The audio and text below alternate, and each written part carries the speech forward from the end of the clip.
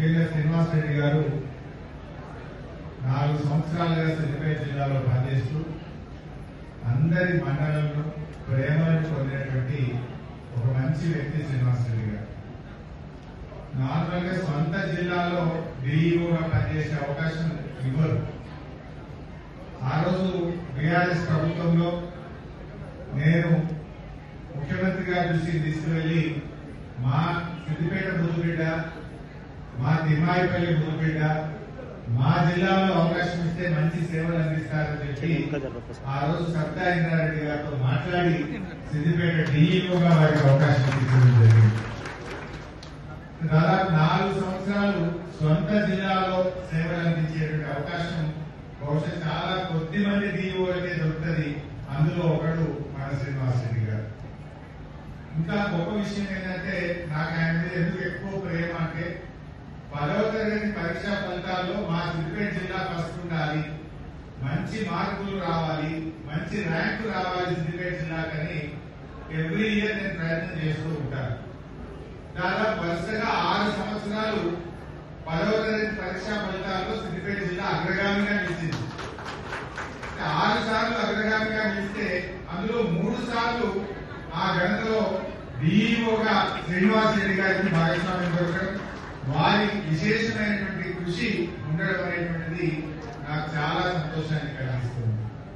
వారెంతో పట్టుదలతో ఎవరి మనసు కూడా నొప్పించకుండా అటు విద్యాశాఖ అధికారులతో గాని, ఉపాధ్యాయులతో, ప్రధాన ఉపాధ్యాయులతో, ప్రజాప్రతినిధులతో అందరితో కూడా కలిసిమెలిసి పనిచేస్తున్నారు. ప్రభుత్వం మారినా కూడా అదే పద్ధతుల్లో చక్కగా విద్యా సంక్షేమం కోసం, విద్యా అభివృద్ధి కోసం, ఈ జిల్లా అభివృద్ధి కోసం ఎంతగానో బాగా కృషి చేశారు. చివరిలో అయితే స్పోర్ట్స్ కూడా వారే జిల్లా అధికారిగా పనిచేశారు. అటు విద్యాశాఖ అధికారిగా, స్పోర్ట్స్ అధికారిగా కూడా పనిచేసి మంచి పేరు తెచ్చుకున్నటువంటి వ్యక్తి. చాలా సంతోషం.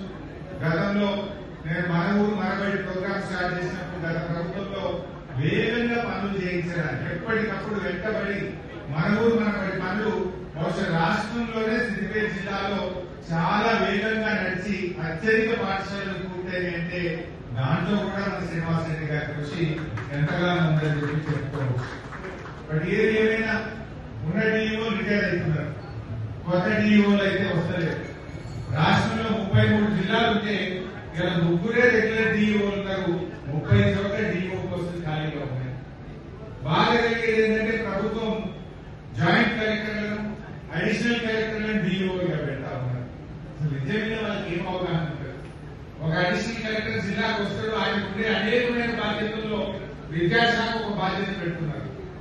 ఏ రకంగా విద్యాశాఖను ఆయన అర్థం చేసుకోగలుగుతాడు, ఏ రకంగా ఉపాధ్యాయులతో ఆ వ్యవస్థను నడిపించగలుగుతాడు అనేది ప్రభుత్వం అర్థం చేసుకోవడం లేదు.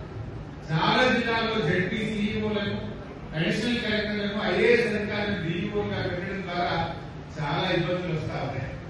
రెగ్యులర్ డీఈఓ నియామకం జరగక చాలా రకాల సమస్యలు కూడా ఈరోజు వస్తా ఉన్నాయి. ప్రభుత్వం కూడా ఆలోచించి వెంటనే రెగ్యులర్ డీఈఓలను నియమనం చేయాలని చెప్పి కూడా నేను సందర్భంలో కోరుతా ఉన్నాను. మరి అదేవిధంగా మనకు స్కావెంజర్ ఇస్తున్నామన్నారు కానీ గత సంవత్సరం 4 నెలల డబ్బులు రాలి, ఈ సంవత్సరం 4 నెలల డబ్బులు రానటువంటి పరిస్థితి. ముఖ్యంగా ఈ భగవంతుల మీద పడుతుందంటే ప్రధాన ఉపాధ్యాయుల మీద, మా ఉపాధ్యాయుల మీద పడుతున్నటువంటి పరిస్థితి.